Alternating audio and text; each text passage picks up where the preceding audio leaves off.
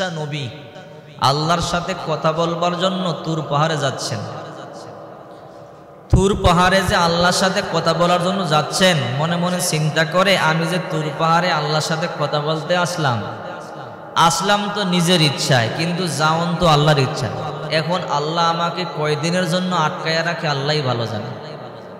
আল্লাহ আমাকে কয়দিনের জন্য আটকায়া রাখে, 3 দিনের জন্য রাখতে পারে, 1 সপ্তাহের জন্য রাখতে পারে, একবার রাখছিল 40 দিনের জন্য। সুবহানাল্লাহ বলেন। এখন আল্লাহ আমাকে কয়দিনের জন্য আটকাইয়া রাখে আল্লাহ পাক ভালো জানে। আমি যে বিবি সন্তানদেরকে বাজার করে দিয়ে আসলাম না, আমার বিবি সন্তান খাবে কি, এই চিন্তা মাথায় চলে আসছে। অন্তরের খবর আল্লাহ পাক জানে কি জানে না। এবার মুসা পয়গম্বর চিন্তা করে, আমি যে আমার সন্তানদেরকে বাজার করে দিয়ে আসলাম না, বিবিরও বাজার করে দিয়ে আসলাম না, আমার সন্তান আমার বিবি খাবে কি, তাদেরকে তো বাজার করে দিয়ে আসলাম না। আল্লাহ পাক রব্বুল আলামিন ডাক দিয়া বলে, মুসা তুমি আমার কাছে আসছো, আমার সাথে দেখা করবা, আমার সাথে কথা বলবা, আর এখন তোমার বিবির কথা মনে উঠছে, তোমার সন্তানদের কথা মনে উঠছে, তোমার সন্তান খাবে কি, তোমার বিবি খাবে কি। বলে আল্লাহ তাই তো, আমার অন্তর এই কথাই তো জাগ্রত হলো। আল্লাহ তাআলা বলে, রে মুসা তোমার সামনে কি দেখো? বলে আমি আমার সামনে একটা বড় পাথর দেখতেছি, পাথর। আল্লাহ তাআলা বলে, মুসা তোমার হাতের মধ্যে কি? বলে আমার হাতের মধ্যে একটা আসই মানে লাঠি। মুসা পয়গম্বরের লাঠিটা সাধারণ লাঠি না, কিতাবের মধ্যে আছে যখন মুসা পয়গম্বরের ক্ষুধা লাগতো মাটির মধ্যে লাঠি গাড়িয়ে দিত, মুহূর্তের মধ্যে লাঠি গাছ হয়ে যেত, গাছের মধ্যে ফল ধরতো, সেই ফল খাইতেন। সুবহানাল্লাহ বলেন। মুসা পয়গম্বর যখন ঘুমাইয়া থাকতো, লাঠি বড় সাপ হইয়া মুসা পয়গম্বরের পাহারা দিত। পানির প্রয়োজন, কূপের পার্শ্বে গেছে, পানি নাই, পানি কেমনে উঠাবে?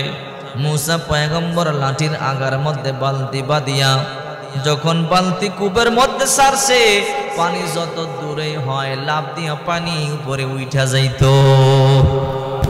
আল্লাহ তাআলা বলে, ওমা তিনকা বিয়ামিনিকা ইয়া মুসা, মুসা তোমার হাতের মধ্যে কি?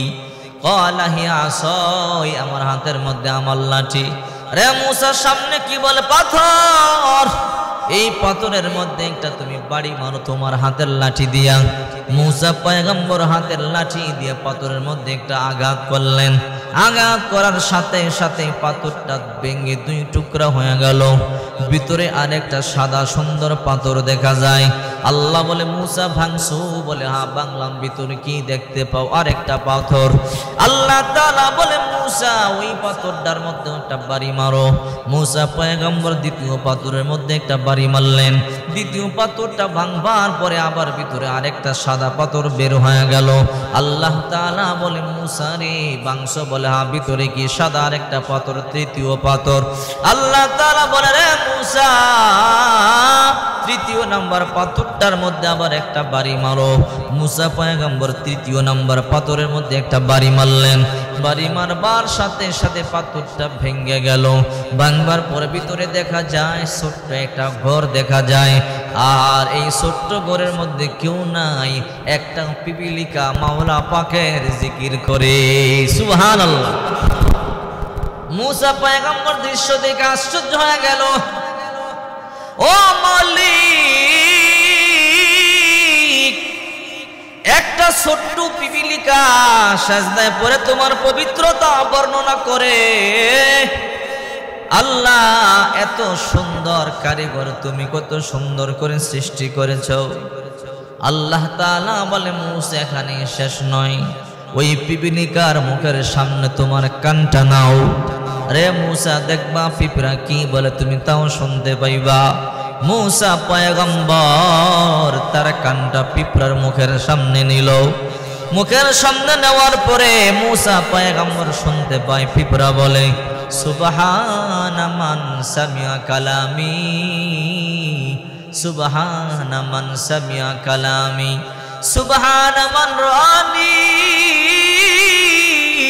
সুবহানা মান রাযাকনি। যার অর্থ হলো সুবহানা মান কালামি সামি, সুবহানা মান সামিয়া কালামি। আহারে ওই রবের প্রশংসা, ওই পবিত্র রব যিনি আমার কথা শোনেন। আমি যখন আমার রবের কাছে কোনো কিছু চাই, আমার রব তা আমারে দান করেন। আমি আমার রবের কাছে চাইতে দেরি হয়, আমার রব আমারে দিতে দেরি করে না। সুবহানা মান রানি, আয় পবিত্রতা সেই সত্তার যিনি আমাকে তিনটা পত্রের ভিতরে পরিষ্কার দেখতে পায়। আমি কি করি? সুবহানা মান রাযাকানি, পবিত্র ওই মহান সত্তার এই তিনটা পত্রের ভিতরেও যিনি আমাকে রিজিক দান করেন। সুবহানা বলেন। চিন্তা করে দেখেন, সুবহানাল্লাহ। মুসা পয়গম্বর এই কথাগুলো শুনতেছে। ও মালিক, পিঁপড়া তো বলতেছে, পিঁপড়া যখন কোনো কিছু চায় তুমি তখনই তাকে দান করো, পিঁপড়াকে তুমি রিজিক দান করো, পিঁপড়াকে তুমি দেখো। আল্লাহ তাআলা বলে, রে মুসা, তিনটা পাথরের ভিতরে যদি একটা পিপীলিকাকে আমি দেখতে পাই, যদি সময় মতো আমি তাকে খাবার পৌঁছাইয়ে দিতে পারি, আমি রব। তুমি মুসা আমার সাথে কথা বলবার জন্য আসছো। রে মুসা, আমি রব কি পারি না তোমার বিবি, তোমার সন্তানকে খাবার দিতে? যে মালিক আমি তিনটা পাথরের ভিতরে রিজিক পৌঁছাইয়ে দিতে পারি, ওই রব আমি তোমার সন্তান, তোমার বিবিদেরকে সময় মতো রিজিক দিতে পারি। আল্লাহু আকবার।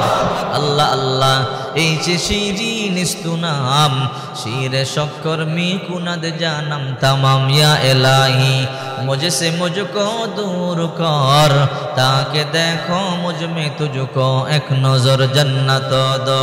ज़ख से या रब क्या करो, आरज़ू है मैं तुझे दकहा करो रो गिल्मा, जितनी नियामत है तो सबसे बढ़कर नियामत दीदार तो।